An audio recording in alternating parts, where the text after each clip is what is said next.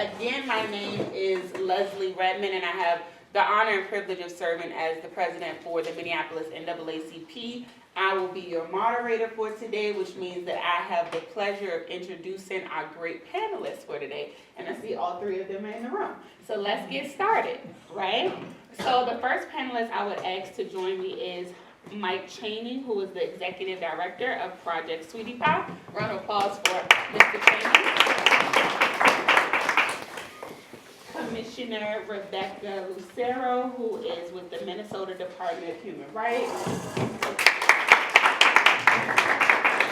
And last but certainly not least, Representative Fu Lee, who represents 58A DFL, Minnesota House of Representatives.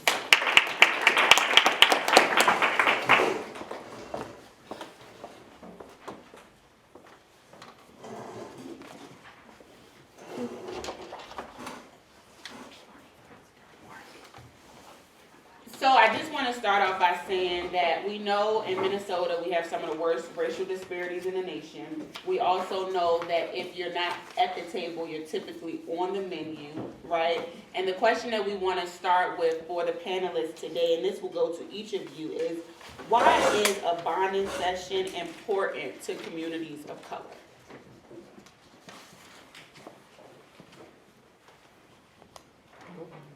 All right, so good morning.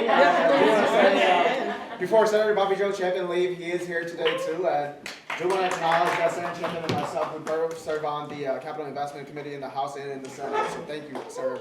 Thank you. Thank you for being here. Glad to have Lieutenant Governor Peggy Flanagan, who is a champion for all of us for equity, and especially this year with regards to the session around bonding. And it's important because these are significant requests and infrastructure projects throughout the state of Minnesota.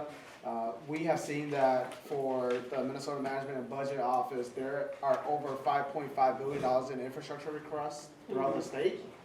And, this past fall, us in the Minnesota House, the Capital Investment Committee, we traveled throughout the state of Minnesota, and there are, critical asks from over 100 or so cities, and I feel like when we're out there, we're not seeing or hearing from our community members. And one example was when we were out there in Worthington, Minnesota, and the communities out there, especially the communities of color, they wanted to see what can we do to get a community center.